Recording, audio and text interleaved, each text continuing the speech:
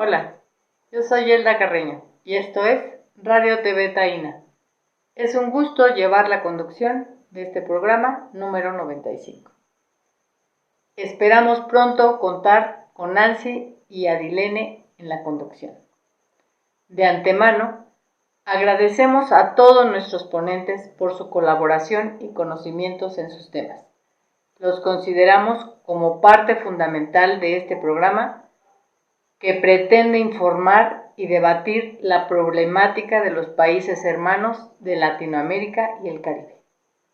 Hoy, para dar inicio, contamos con la continuación de esta propuesta para la independencia de Puerto Rico, el llamado Plan B, expuesto por la doctora Marta Quiñones.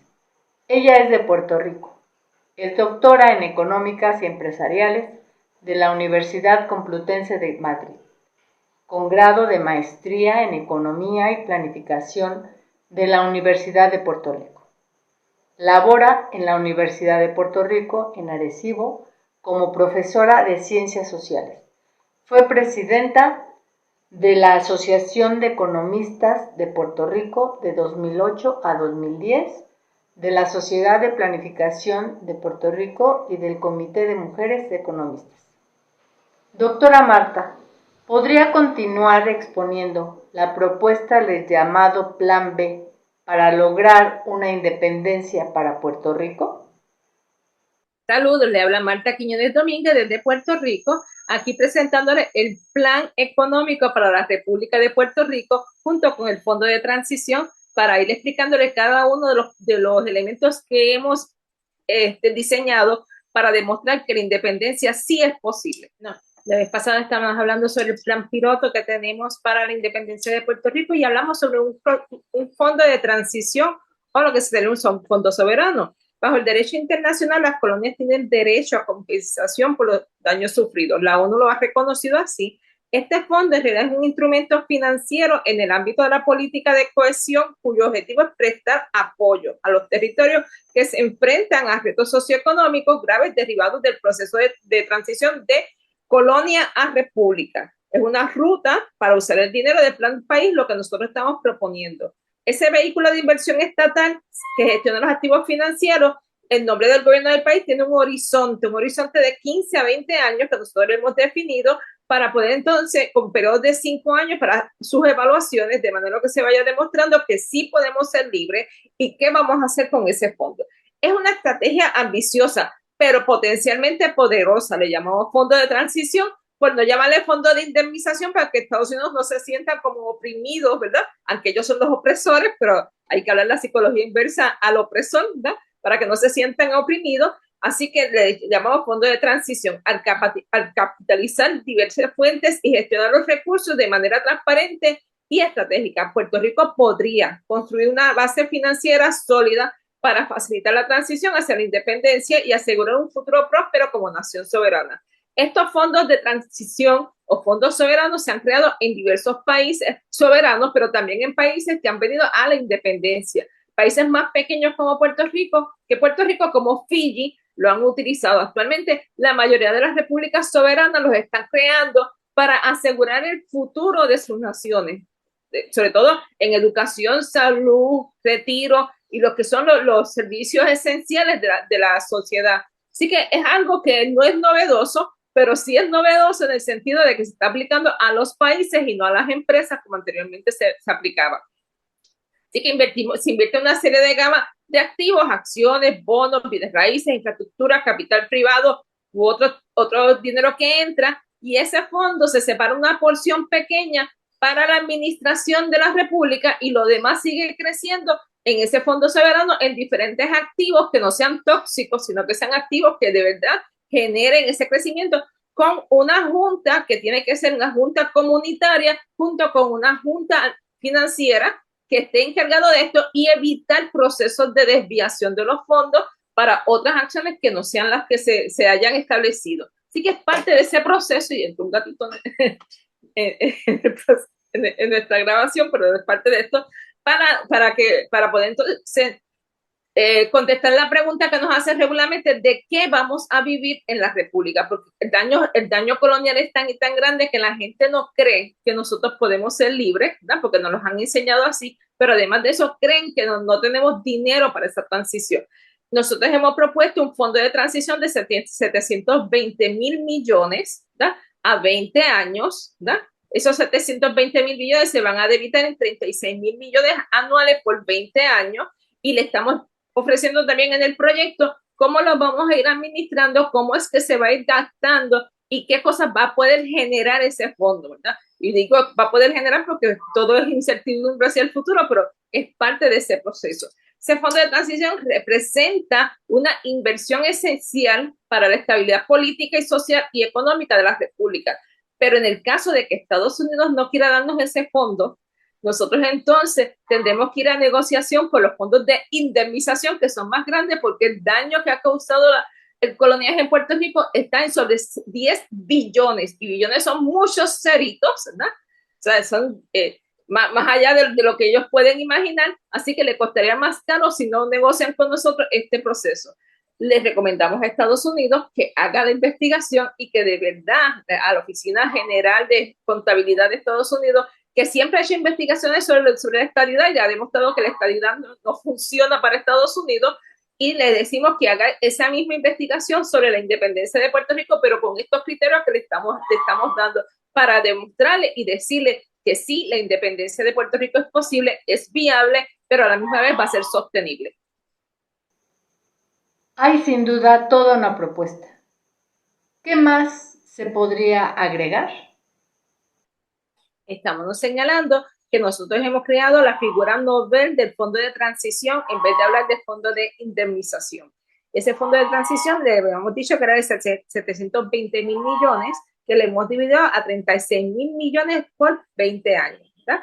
Con un plan claro de hacia dónde nos vamos a dirigir y todo planificado para demostrar que sí vamos a tener indicadores de éxito.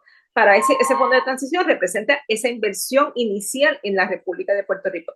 Pero en caso de que Estados Unidos no quiera darnos ese fondo de transición, pues tendríamos que pelear el fondo de indemnización, que sería mucho más amplio.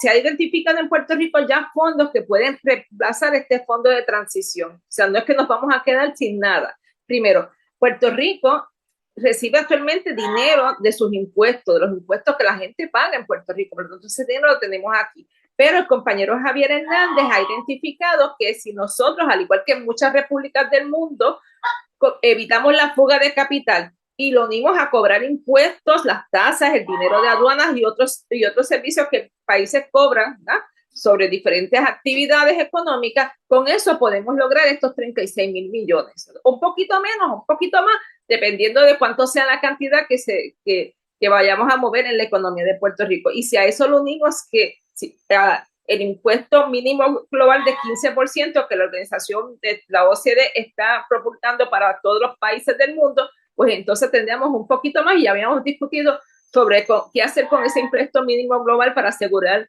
sobre todo las inversiones sociales, como sería seguridad social, como sería salud, como sería educación, como sería pensión y como sería vivienda. Ya lo habíamos analizado anteriormente, pero si a esto lo unimos a los fondos que tenemos, pues entonces ganamos poder en Puerto Rico. Primero, ganamos poder al controlar las políticas aduaneras en Puerto Rico. Eso sería lo primero. La de inmigración, todos los relacionados con las relaciones comerciales e internacionales. Y Puerto Rico, al ser un lugar estratégico en el Caribe, va a tener muchas relaciones comerciales, sobre todo en la industria marítima, ¿verdad? Con la eliminación de las leyes de cabotaje de Estados Unidos también ganamos, porque automáticamente bajan los precios de todos los productos de Puerto Rico, pero además de eso nos aporta que podemos comerciar con otros países para buscar otras alternativas. Así que nosotros podemos, a través de los diferentes tratados de comercio, incluyendo, nos podemos unir a los BRICS, ¿no? Podemos lograr entonces articular una economía que pueda moverse en sectores independientes, no dependiendo de fondos externos, sino de nuestros propios recursos para poder dar todos los servicios y amenidades que el puertorriqueño y la puertorriqueña y los residentes de Puerto Rico merecen. Eso contesta una pregunta bien importante, ¿qué vamos a hacer en el futuro? Entonces, una de las preguntas que nos hacen a nosotros es, ¿qué va a suceder con los fondos federales?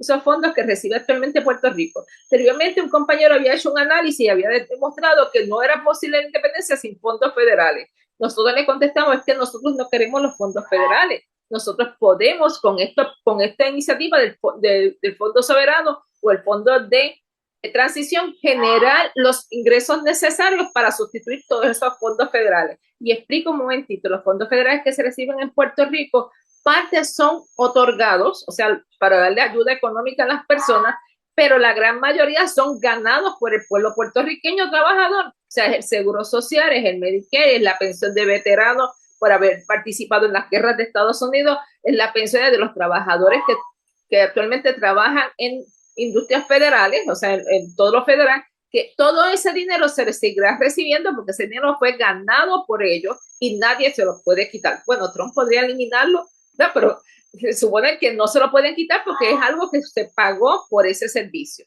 Así que ese dinero seguirá entrando a Puerto Rico y se articulará la forma en que se va a recibir en Puerto Rico, ya sea si lo van a recibir mensualmente en su cheque o si sencillamente pues ese fondo de transición va a cambiar para otra forma, ¿verdad?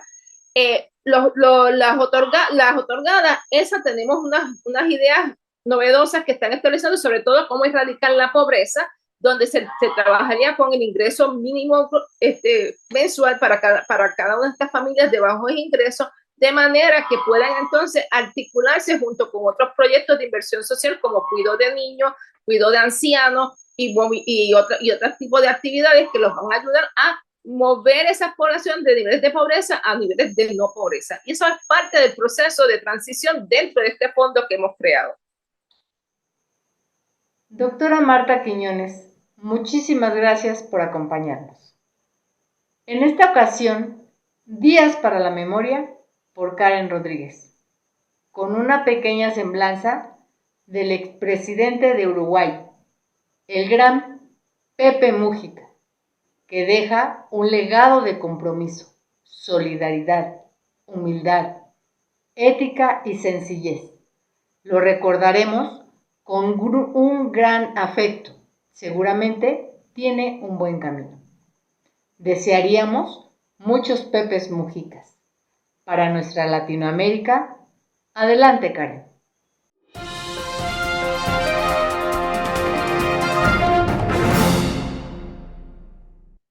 Hola amigos de Radio TV Taína, soy Karen Rodríguez y esta vez hablaremos sobre José Pepe Mujica. Él fue un político y exguerrillero uruguayo que se desempeñó como presidente de Uruguay entre 2010 y 2015. Fue conocido por su estilo de vida austero y sus ideas progresistas, y es ampliamente considerado un líder popular en Uruguay.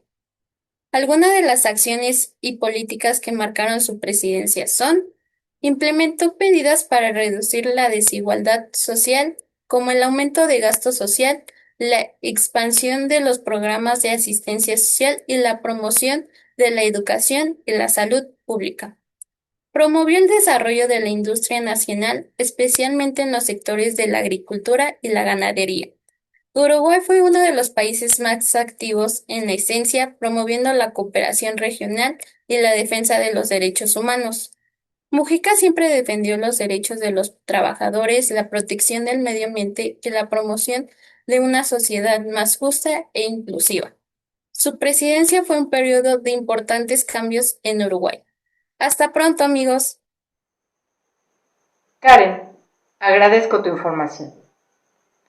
Invitamos a todos nuestros seguidores a depositar un apoyo solidario a este proyecto de Radio TV Taína en esta cuenta de PayPal y de antemano agradecemos su apoyo. A continuación, nos acompaña la licenciada Estefanía Danae Aguilar Hernández. Es licenciada en Teología por el Seminario Teológico Presbiteriano de México, estudiante de la licenciatura en Historia por la Escuela Nacional de Antropología e Historia. Se enfocó en estudiar los movimientos sociales de mitad del siglo XX a la fecha, más en el activismo estudiantil y un poco de movimientos estudiantiles protestantes, usando la historia social y la historia desde abajo. ¿Podrías describirnos cuáles fueron los hechos del 10 de junio de 1971? Hola, buenas noches. Les mando un saludo a todos los compañeros de Puerto Rico que siguen en su lucha. Sabemos que es complicado históricamente, pues ha sido complicado esta lucha en América Latina, pero pues les mandamos desde México un fuerte abrazo y pues nuestro apoyo total a ellos. Y pues ya entrando en la pregunta que me acaban de hacer, pues sabemos que el 10 de junio de 1971 en la Ciudad de México hubo un evento muy conocido aquí en México, pero poco conocido a nivel mundial, que fue conocido por la matanza del Jueves de Corpus o el Halconazo. Por azares del destino, este 10 de junio cayó justamente en un Jueves de Corpus que es celebrado en la religión católica. Después de Semana Santa entra todo un proceso de Pascua, por lo tanto, pues es un Jueves de Corpus. Ese día, después del 68 para el 71, a los estudiantes les costó trabajo todavía retomar las calles como un símbolo de protesta. Entonces, ese día, muchos estudiantes, principalmente de la UNAM y del Politécnico Nacional, marcharon por apoyo a los compañeros de la Universidad Autónoma de Nuevo León, quienes enfrentaron gobiernos con conflictos con el gobierno estatal y ellos salieron a manifestarse porque exigían que la educación fuera para todos y libertad a los presos políticos que todavía había a partir del 68. Esta marcha partió desde un punto de la Ciudad de México, que es el casco de Santo Tomás, que es, ahí está el Instituto Politécnico Nacional, y marcharon por toda esa calzada que está saliendo del casco de Santo Tomás y fueron reprimidos de manera brutal por un grupo paramilitar conocido como los Halcones, entrenados y financiados por el gobierno mexicano. Ya no eran los militares, ya no era la policía, sino era un grupo de jóvenes que fueron entrenados y financiados por el propio gobierno. Estos grupos conocidos como los halcones, atacaron a los manifestantes con palos, varas de bambú, armas de fuego, incluso los persiguieron a los heridos hasta los hospitales para terminarlos de matar. El saldo oficial, sabemos que estos saldos oficiales nunca son la realidad, pero el saldo oficial fue de 120 estudiantes muertos y pues es un acto que fue de nuevo una herida tan grande para el activismo estudiantil aquí en México. Todavía no nos recuperamos de 1968, Tlatelolco, y viene en 1971 otro acto de represión estatal. Este acto fue ocurrido durante el gobierno de Luis Echeverría y es considerado a la fecha por los que aún estamos estudiando estos fenómenos de activismo estudiantil como un crimen de Estado y ha sido calificado en algunas instancias como un genocidio. Esta memoria que aún conservan algunas de las víctimas que lograron sobrevivir, pues hizo que eso lo vamos a tratar un poquito más adelante, de cómo se queda en la memoria colectiva de pues miles de personas todavía aquí en la Ciudad de México. Eh, esta represión no solamente también ocurrió para los estudiantes aquí en México, ¿no? Sino también estudiantes de la Autónoma de Nuevo León, allá en Monterrey. Ellos luchaban por estas faltas de libertades democráticas dentro de las instituciones escolares y exigían una mayor autonomía universitaria. Y eso a la fecha, seguimos los estudiantes luchando por esta autonomía, ¿no? Para que se nos respete nuestras opiniones, para que se nos respete a un nivel que el gobierno muchas veces no lo hace. Y como mencioné, pues fueron propios jóvenes que atacaron a otros jóvenes. Este grupo paramilitar, los halcones, financiados por la Dirección Federal de Seguridad, este, eran jóvenes civiles entrenados por militares. También mencioné al principio que pues no solamente fueron atacados en esa instancia de la calzada México-Tacuba saliendo del casco de Santo Tomás, sino también fueron llevados a hospitales y ahí terminaron de rematar a muchos de los heridos de esta marcha.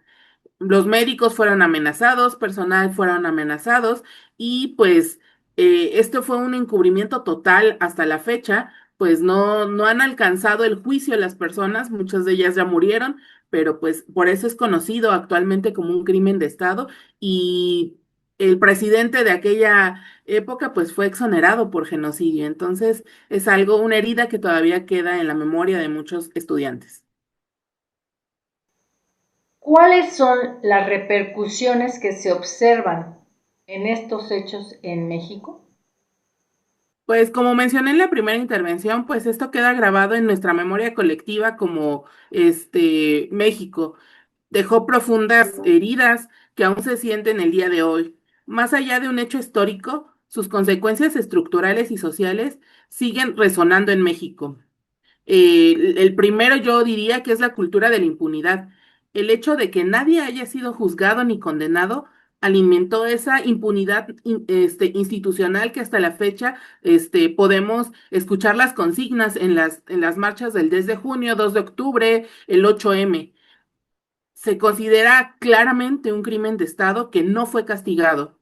Y muchos ven como este hecho el halconazo como parte de una cadena de represiones en México, que inició en 1968, 1971, en 1994 lo que pasó en el EZLN en Chiapas y Ayotzinapa en el 2014. Creó también, en segundo lugar, una desconfianza en las instituciones. Este grupo, pues como mencioné, fue un grupo que fue creado y financiado por el propio Estado. Eh, Creó la desconfianza tanto en la presidencia como en las Fuerzas Armadas, los policías y también el sistema judicial. Creó algo de memoria y resistencia estudiantil. Las universidades públicas como lo son la Universidad Nacional Autónoma de México, el Instituto Politécnico Nacional, la Universidad Autónoma de México preservan viva la memoria de los estudiantes caídos. Y no solamente estas tres grandes instituciones, ¿no? Sino también la institución en la que yo estudio, que es la Escuela Nacional de Antropología e Historia, pues queda vivo ese recuerdo y queda viva todavía esa herida que no ha sido sanada. El 10 de junio se conmemora cada año con marchas, actos culturales y memoriales. La represión del 71 impulsó la politización de varias generaciones de estudiantes y luchadores sociales. Hubo avances mínimos en derechos humanos y exigiendo la verdad y el castigo a este crimen. El halconazo impulsó décadas más tarde la creación de la Fiscalía Especial para Movimientos Sociales y Políticos del Pasado, la Comisión para la Verdad y el Acceso a la Justicia en gobiernos más recientes. Y ha habido rescate de archivos, que se han abierto recientemente archivos en el Archivo General de la Nación, en el AGN, como los archivos de la DFS y de la Sedena, que antes eran totalmente secretos, eran inaccesibles. Para los que estudiamos movimientos sociales y activismo estudiantil, eso es un gran logro que ha tenido de unos años para acá los gobiernos, que se nos ha permitido el acceso a esos archivos para seguir investigando y conocer detalles que no, que fueron desconocidos por mucho tiempo. Este halconazo también tuvo resonancia en el arte y en la cultura. Ha sido retratado en diversas películas, documentales, teatro y literatura. En la película que hace unos años resonó en México, que fue la película Roma de Alfonso Cuarón, tiene una escena directa del halconazo. Y documentales como El Grito, que fue de 1968, y Tlatelolco, Las claves de la masacre, también abordan estos hechos de impunidad de Estado hacia la represión contra los estudiantes. Y todo esto contribuye para que las nuevas generaciones no olvidemos lo ocurrido, que siga grabado en nuestra memoria colectiva todos estos hechos que ocurrieron en ese 10 de junio. Eh, y pues creo que también uno de los hechos más importantes pues es la creación de sitios memoriales y placas conmemorativas en el casco de Santo Tomás y otros puntos de la calzada México-Tacuba.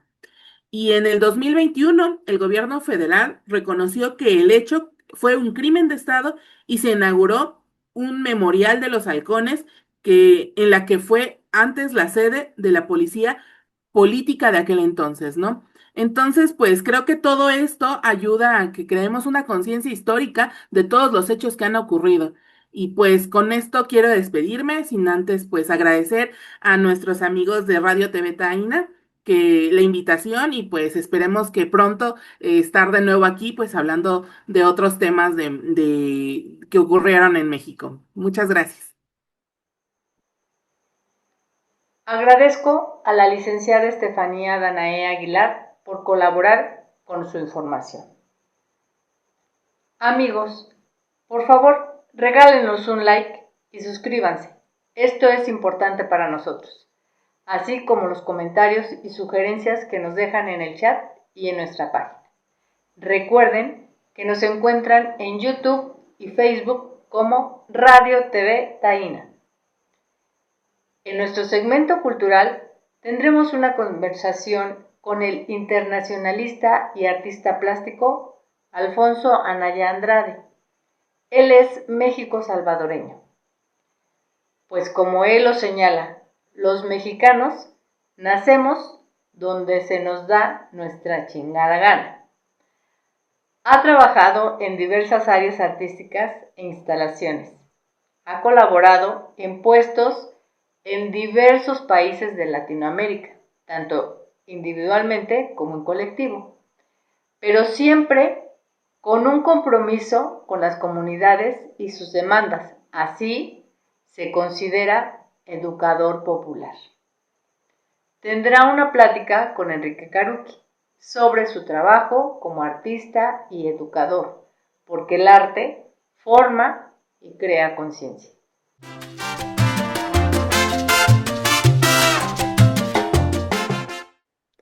Amigos de Radio TV Taína, muy buenas noches. Nuevamente aquí nos encontramos con un muy buen amigo, Alfonso Anaya, pero él prefiere que le digan Pascual. No sé por qué. Ahorita él que nos comente, que nos diga por qué es que prefiere Pascual. Y para mí también es más familiar como Pascual. De esa manera nos hemos conocido y es una gente que muy activo en esta área cultura, en las áreas culturales, porque no nada más, no solamente es artista plástico, escribe, bueno, hace una infinidad de cosas, hace montajes, etcétera, etcétera. Es más, creo que hasta cocina, Pascual, y cocina bastante bien, dice. Bueno, vamos a dejar aquí a Pascual. Pascual, bienvenido aquí a Radio TV Taína. Amigos, amigas, qué gusto, qué alegría poder conversar con ustedes. Agradezco muchísimo, muchísimo, Caruqui, Freddy, a Radio TV Taína, esta oportunidad de tender puentes de hermandad, de fraternidad, de esperanza y de rebeldía. En ese sentido, mando un fraterno saludo a nuestros hermanos, a nuestros compatriotas de Puerto Rico que luchan continuamente, denodadamente, amorosamente por la independencia de esa patria que también hace parte de la gran América Latina, esa patria que soñamos como una sola patria de fraternidad, de hermandad, de libertad y de justicia, por supuesto. Va mi abrazo fraterno y solidario. Y bueno, me gusta más Pascual, se me hace más familiar porque todo el mundo tiene, digo, alguna manera en que le suena más cariñoso, más afectivo, más cercano. Y me suena más sabroso Pascual porque soy un tal por cual que Alfonso, se me hace como sin picantico, digo yo, ¿no? Entonces por eso me gusta más Pascual. Y cuando además pongo el apellido de Pascual porque soy un tal por cual, ahí eso ayuda a romper hielo a la hora de los procesos que a mí me encantan, que son los procesos político-pedagógicos. Entonces es también una manera de tirar ahí un puente hacia la gente con la que normalmente trabajo. Sí, Pascual, que de hecho a mí se me pasó, bueno, pero ya nuestra compañera presentadora ya hizo una buena semblanza de tu trabajo, de lo que vienes haciendo, que te consideras también como un educador popular, Pascual. Pero ¿por qué no nos empiezas a hablar de toda de tu trabajo artístico que llevas a cabo a muy grandes rasgos, Pascual? ¿Qué es lo que desarrollas? ¿Qué es lo que haces, Pascual? Bueno, particularmente hago lo que se considera arte popular, callejero, instalación, sobre todo la instalación, que es una manera que desde las artes plásticas entabla un diálogo, no es una obra que queda instalada de una vez para ser observada solamente, sino que es una obra la que yo planteo que dialoga, que abre discusión con la gente, que la cuestiona, que la mueve a risa, pero que también ha logrado moverla al dolor que se vive en nuestras sociedades, producto de las violencias estructurales que se viven. Entonces, es una obra que divierte, que juega, que es de vacilón, de cotorreo, pero para reflexionar, para analizar las razones por las cuales vivimos las violencias estructurales del sistema capitalista y patriarcal. Entonces, particularmente la obra que más me mueve, con la que más cómodo me siento, es con la instalación en espacios abiertos. Sí, Pascual, así como ya mencionaste este tipo de actividades que llevas a cabo, por ahí también vi que dentro de todo tu trabajo también llevas a cabo la cuestión yo me supongo que el uso de las manos, la escultura, la artesanía, que también tiene que ver mucho con lo que tú llevas a cabo en diferentes lugares, quizás hasta con niños, Pascual, en algunos casos. Porque sé que tu trabajo no solamente es en un país, sino que tu trabajo se mueve de países principalmente latinoamericanos, ¿no? Como es Colombia, puede ser Panamá, El Salvador, porque además hay que reconocer por ahí, Pascual, que te reconoces como salvadoreño, ¿eh? Sabemos eso, que te reconocen como salvadoreño. No lo sé tampoco por qué, pero ahí está que eres salvadoreño. Bueno, voy a empezar por esa parte. Como dices, Chabela Vargas, si tiene razón, los mexicanos nacemos a donde nos pega la chingada gana. Y yo viví un tiempo en El Salvador y por razones de estricta coincidencia y afinidad política, eh, sentí un nacimiento de mi conciencia, un florecimiento de mi conciencia en el terreno de lo político, a tal punto que lo puedo describir como un renacimiento, un nacimiento. Y eso ocurre en el norte de Morazán, de El Salvador, ¿verdad? Entonces, por eso digo, sí, yo nací biológicamente en México, Jalisco, pero digamos en términos humanos, en términos de concretarse esa aspiración, esa utopía en mi corazón y en mi mente, es en El Salvador. Entonces, por eso digo que soy de El Salvador, soy salvadoreño.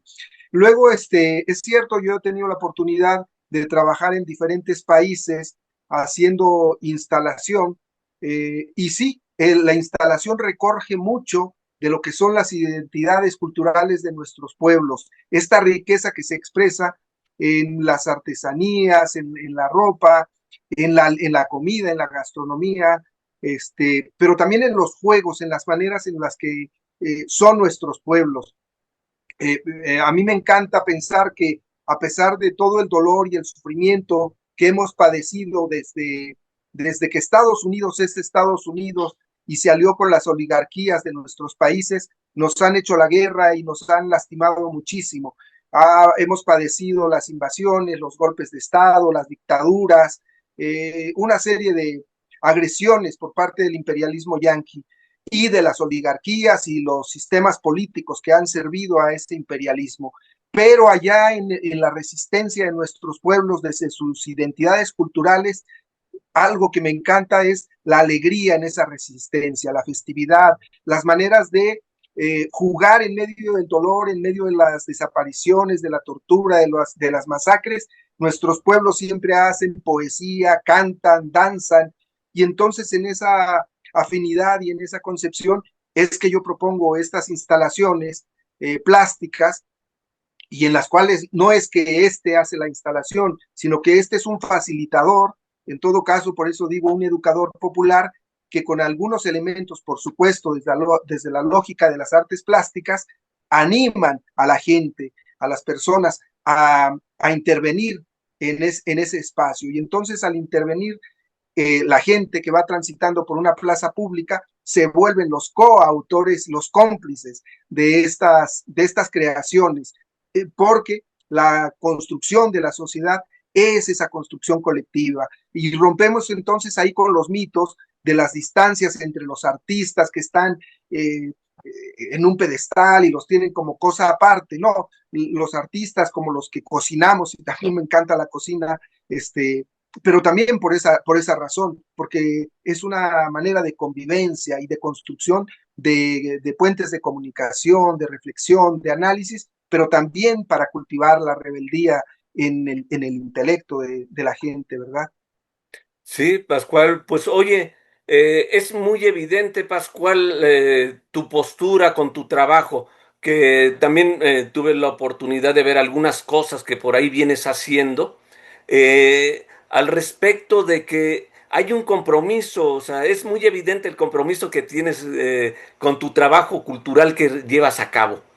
Y la formación, la educación, el reforzar todo esto que acabas de mencionar, ¿no? Esa identidad cultural que es tan palpable en todos nuestros pueblos latinoamericanos, ¿no? Las formas de convivencia, esas redes de convivencia que se generan entre nuestros pueblos, obviamente se tienen que fortalecer porque es una manera de resistir, es una ¿Cómo manera no? de resistir, Pascual. Absolutamente. Y entonces el arte, la cultura, se vuelve un instrumento pedagógico, político pedagógico, yo digo de primer orden, y que ayuda muchísimo, facilita muchísimo ese desarrollo del intelecto de la gente para asimilar lo que está ocurriendo en nuestras realidades, pero con un ojo crítico, con un ojo analítico, porque no es que hacemos una obra de arte para ser admirada, ¿no? Es una obra de arte que posibilita que la gente empiece a entrar en la construcción de esa conciencia, no para sí mismo, sino esa conciencia de comunidad, esa conciencia de colectivo, ese sentido de pertenencia al pueblo del que somos parte y de que nos han enajenado y que es el trabajo del arte dominante, del arte hegemónico. El arte hegemónico individualiza, promueve el egoísmo, el hedonismo, toda una serie de cosas que nos vuelven más individualistas todavía. Pero el otro arte, el arte que hacen los pueblos, que hacemos los cultores desde nuestros pueblos, es ese otro arte que nos hermana, que nos abraza, que nos invita a construir fraternidades, la solidaridad, el amor, la ternura como parte esencial de estas construcciones, de avisos, digo yo, de destellos de lo que es la nueva humanidad que viene allá alumbrando en el horizonte. Y con todas estas pinceladas que damos todos los días en los mercados, en las fábricas, en el transporte público, en todos los ámbitos, nuestros pueblos son grandes creadores. En todo caso, lo que toca a uno, a mí, es la posibilidad de facilitar esos puentes y encontrar un espacio en un mercado, en una plaza pública, en una escuela, para intervenirlo y llamar a los jóvenes, a los niños, a las gentes que van pasando, que van transitando, a incorporarse a ese proceso de construcción de una obra, sí efímera, porque cuando uno interviene en un espacio público muchas veces es una obra efímera de un día o dos, y chao, se ha quedado desaparecida. Tuve ahora la muy reciente experiencia en la Universidad Industrial de Santander, en el departamento de Bucaramanga, acá en Colombia, de que intervenimos una plaza que se llama la Plaza Che, y yo pensé que iba a durar un día o dos. No, la obra permanece todavía después de 15 días. Entonces, se da uno cuenta que esas construcciones se las apropia la gente, se las apropia la comunidad, porque son de la comunidad, no, no le son ajenas. Sí, Pascual. Oye, pues mira, creo que hay muchas cosas ahí por que podrías estarnos platicando, comentando, pero precisamente tú señalaste algo que estás ahorita en este momento en Colombia, y a eso iba, Pascual. ¿Qué tienes nuevo en este momento? ¿Cuáles son tus proyectos? ¿Qué proyectos están en puerta o estás realizando? Porque me parece que estás en Colombia llevando a cabo trabajo cultural allá, Pascual. Bueno, son varias cosas. La número uno, siempre el hermanamiento entre las luchas de nuestros pueblos, porque finalmente nuestros pueblos todavía estamos mayoritariamente sometidos a la lógica de la dominación imperialista y de las oligarquías lacayas al imperio y los gobiernos progres inclusive, ¿no? Los gobiernos progres o socialdemócratas o algunos mentidamente de izquierda que finalmente siguen las órdenes en el terreno de lo económico, de lo político, pero sobre todo de lo cultural, al imperio del norte. Entonces, una de las tareas que hago yo ahora acá es ese hermanamiento entre los procesos del pueblo de México y el hermano pueblo de Colombia, intercambiando experiencias, haciendo análisis de la realidad que estamos viviendo, pero también facilitando algunas expresiones artísticas como la que ya mencioné, o facilitando procesos de reflexión a través del cine, que también es otro gran ayudante, digo yo, otro gran facilitador para hacer análisis de la realidad, de nuestras realidades. Y otra cosa que estoy haciendo y que está resultando sumamente satisfactoria, estoy presentando un libro digital que se llama La Cornada. La tauromaquia es un pretexto a través del cual yo analizo el martirio, el sufrimiento, la explotación, la vejación del animal más maltratado en nuestro planeta, que es el animal humano. Entonces, agarro como pretexto a la tauromaquia para describir los horrores del sufrimiento, de la explotación, de la bestialización a la que es sometido el ser humano. Y entonces voy narrando a través de una corrida de toros de aproximadamente 17 minutos y narro el sufrimiento, por supuesto, de los toros, los horrores a que es sometido ese animal en esta fiesta bestial traída por el proceso civilizatorio, por el proceso pedagógico de la violencia colonialista, pero entonces ahí voy describiendo las maneras en que también se maltrata, se ultraja y se explota al ser humano. Oye, Entonces, Pascual. Sí, oye dime. Pascual, pues estoy viendo que tenemos mucho material por ahí con el cual podríamos estar platicando, comentando, y específicamente de la parte esta de la literatura, de lo que has escrito, porque sé que has escrito no solamente ese, sino algunos otros libros. ¿Por qué no hacemos una cosa, Pascual? Que en otro ¿Cómo no? momento podamos hablar sobre tus libros. Y bueno, pues Pascual, créeme que podríamos estar aquí, aventarnos un buen par de horas, platicando, conversando sobre tu trabajo. Pero tú sabes que aquí los tiempos ya nos comen y ya nos avisaron que se nos acabó el tiempo, Pascual. Y nada más que agradecerte, Pascual, el que hayas podido estar con nosotros y compartir parte de tu experiencia y de tu trabajo con nosotros, Pascual. Al contrario, yo soy el que está sumamente agradecido con ustedes. Les deseo lo mejor en este trabajo tan maravilloso de comunicación y de hermanamiento entre nuestros pueblos. Y qué mejor con una radiodifusora, televisora de este talante, de este carácter, comprometida con las luchas de nuestros pueblos, las luchas por la liberación, que allá viene alumbrando en el horizonte. Uno, como hombre de fe en la humanidad, ve todos los días esos destellos, esas pinceladas y esas armonías libertarias que vienen en el camino. Muchísimas gracias. Gracias a ti, Pascual. Un abrazo grande. Igualmente. Agradezco a Alfonso Anaya Pascual y a Enrique Caruqui. Para finalizar nuestro programa, tendremos a un colectivo hablando sobre las elecciones del Poder Judicial del pasado 1 de junio. Nos acompaña Emanuel Carrera Martínez. Ha sido activista, educador popular y defensor de los derechos humanos desde 1994. Es antropólogo, maestro en estudios de la organización y docente de la licenciatura de Urbanismo y Desarrollo Metropolitano de la Universidad Nacional Rosario Castellanos.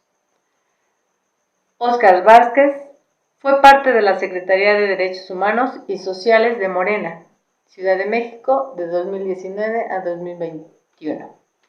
Pertenece al colectivo Anáhuac, también es parte del Círculo de Estudios Morena Iztapalapa, es docente y escritor, escribió el libro Apuntes para las Utopías del siglo XXI y el libro La Cartilla Moral como una filosofía de la imaginación crítica. Estudió filosofía y también es músico. Y Saúl Córdoba II, médico veterinario zootecnista por la Universidad Nacional Autónoma de México, filántropo por convicción, conservacionista, músico y escritor. Ha participado activamente en los procesos de transformación política y social del país, siempre desde una visión progresista, ética y solidaria. Le pedimos a Emanuel si coordina para nosotros sus intervenciones a nuestra primera pregunta. ¿Cómo se evalúa esta primera elección del Poder Judicial del pasado 1 de junio en México? Buenas noches, es un gusto estar con ustedes desde Radio Taína, radio y televisión. Queremos mandar un saludo combativo a los compañeros que están por la independencia de Puerto Rico desde México. Tenemos el día de hoy la oportunidad de platicarles sobre lo que ha sido nuestro proceso de elección judicial, un primer proceso, un cambio histórico. No se había presentado esto en México y en ningún lugar del mundo, y vamos a tener una nueva conformación de la Corte. Sobre este proceso y el origen de por qué se sucede, en casi todos los lugares del mundo tenemos a las Cortes como una forma del conservadurismo y un bastión de la derecha y de estos grupos de poder. Yo creo que sobre este tema les podemos dejar con Oscar Vázquez, nuestro compañero, quien va a dejarles un poquito más de información al respecto. Bien, de igual manera un saludo a nuestros compañeros, hermanos latinoamericanos aquí en Puerto Rico. Un saludo también a Radio Tania. Y bien, desde un aspecto filosófico, desde la filosofía política, podríamos mencionar que hay un importante avance democrático, son unas elecciones históricas importantes en México, y quizás aquí entre la experiencia mexicana lo que podemos mencionar es que a pesar de que la derecha en México trató por todos los medios de evitar las elecciones de este domingo, el balance podríamos decir que hay un proceso interesante en el avance de derechos y responsabilidades desde aquí en México es cuanto.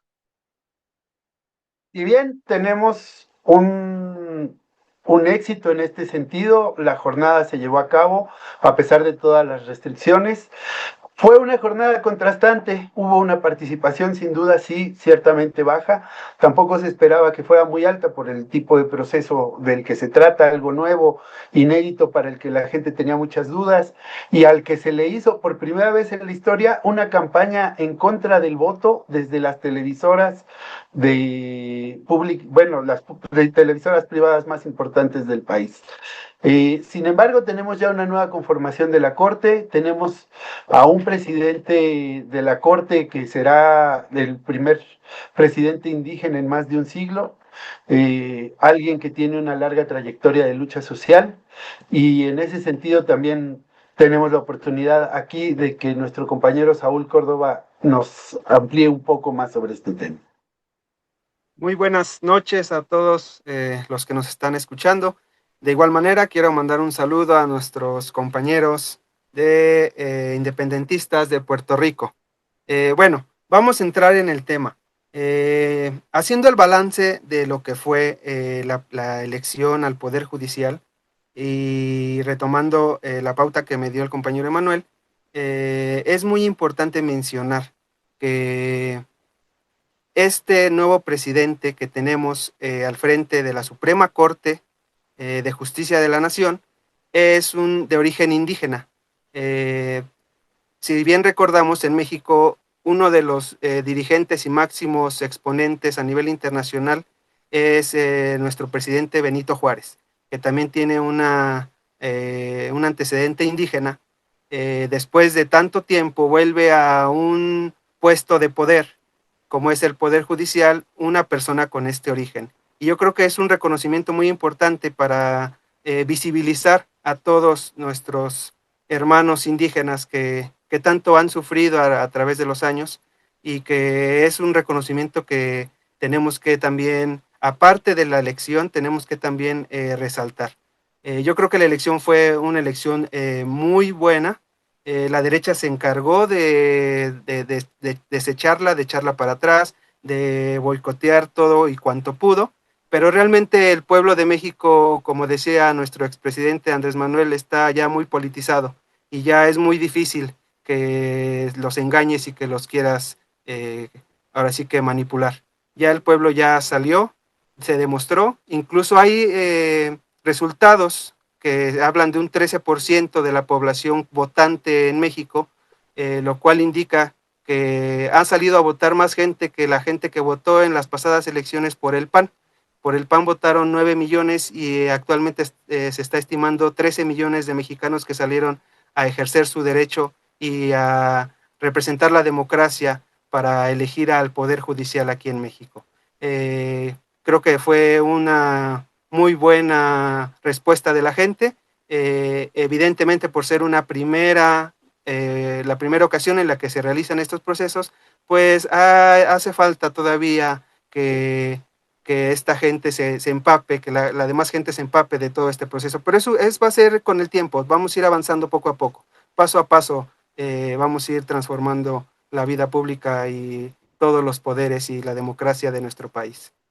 Con esto yo termino la participación y doy la entrada nuevamente a mi compañero Emanuel. Y bueno, pues esa sería prácticamente la información más importante. Quizás solamente dejar como reflexión: los pueblos hacen su historia, se transforman, abren puertas, y lo que tenemos para adelante en este momento precisamente es una aventura, saber, conocer si el pueblo mexicano va a ser capaz de realizar su ideal de justicia, que era evidente que había sido negado por varios siglos. Se toma esta opción, se dice que tal vez es un riesgo, que es una aventura. Bueno, la hemos decidido tomar y en eso estamos. ¿Qué podemos esperar para el futuro de este proceso del Poder Judicial? Y bueno, seguramente nuestros amigos de la audiencia querrán saber hacia dónde va este proceso. Hemos ya dado este primer paso, hemos avanzado, pero ahora viene llevar a cabo la realidad de poder construir este nuevo sistema de justicia en México. En ese sentido, Oscar, nos gustaría conocer tú qué piensas al respecto. Bien, de una manera general, pensando no solamente en la experiencia mexicana, sino pensando en la experiencia latinoamericana, los procesos democráticos en América Latina suponen muchos retos, no solamente en el ámbito popular, sino también en el ámbito continental. Podemos esperar una derecha en México más rabiosa y con más ira hacia los nuevos procesos democráticos en México. Por otra parte, esto implica abrir nuevas brechas y nuevas libertades. Ahora sí que, como por ahí decía Lenin, en otro sentido, 3 pasos adelante, 2 atrás. Lo mismo sucede aquí. Tenemos ya la posibilidad de elegir a nuestros miembros de la Suprema Corte de Justicia, pero aún falta construir una sociedad que esté ilustrada al nivel de poder tomar y participar en otras escenas y en otros espacios, y con ello abrir estas brechas de la democracia. Es cuanto. Perfecto, bien, pues muchísimas gracias, Oscar, y efectivamente, pues la tarea es construir por un lado la democracia y por el otro lado lo que es el nuevo concepto de justicia, porque todo esto se hizo con el sentido de construir una nueva justicia. Entonces, creo que en ese sentido también es importante que sigamos construyendo, y habría que ver en ese sentido tú, Saúl, que nos puedas compartir. Sí, muy bien. Yo creo que yo lo puntualizaría justamente con qué esperamos. Primeramente, justicia, el combate a la corrupción, la imparcialidad y la autonomía de este poder, también tener mayor impacto en lo que son todos esos juicios que se han quedado en el aire y que esperan que se resuelvan y que este nuevo poder judicial actúe de manera adecuada.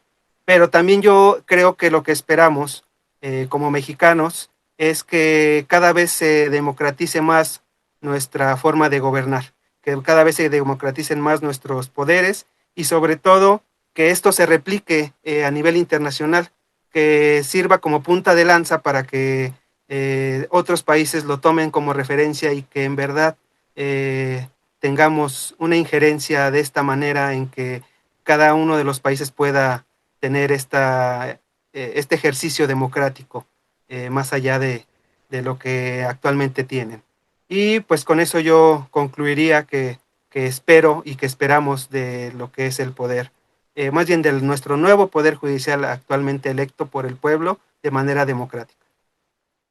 Y bueno, pues con esto estaríamos terminando, esperando que esto sirva como un mensaje para el mundo en general, porque es un poco como lo sentimos ahora los mexicanos, diciendo la justicia no es un terreno de la oligarquía, la justicia es un terreno de los pueblos. Con eso los dejamos, agradecemos muchísimo la invitación de Radio Taína, como siempre, desde México, con todo nuestro corazón, a nuestros hermanos puertorriqueños. Qué bonita es la bandera puertorriqueña y más bonita se viera si los yanquis no la tuvieran. Estamos con ustedes, compañeros.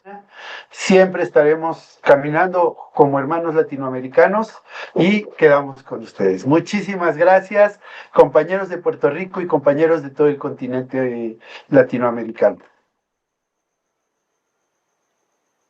Le agradecemos a Emanuel, Óscar y Saúl por su aporte en este tema, que será observado durante el periodo de la presidenta Claudia Sheinbaum Pardo.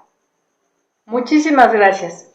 Como siempre, es un gusto transmitir un programa más para todos ustedes y agradecemos a todos nuestros seguidores que interactúan en el chat del programa, así como sus sugerencias. A nombre de Radio TV Taína, queremos agradecer en la producción ejecutiva a Juan Antonio Papo Castillo y Ramón O'Neill Postmortem, a Enrique Caruqui, Raúl Pérez, Karen Rodríguez y Enrique Aguilar. Amigos, si les ha gustado este programa, por favor compártanlos, síganos en nuestras redes sociales, suscríbanse y regálenos un like. Su conductora en esta ocasión, Elda Carreño. Radio TV Taína.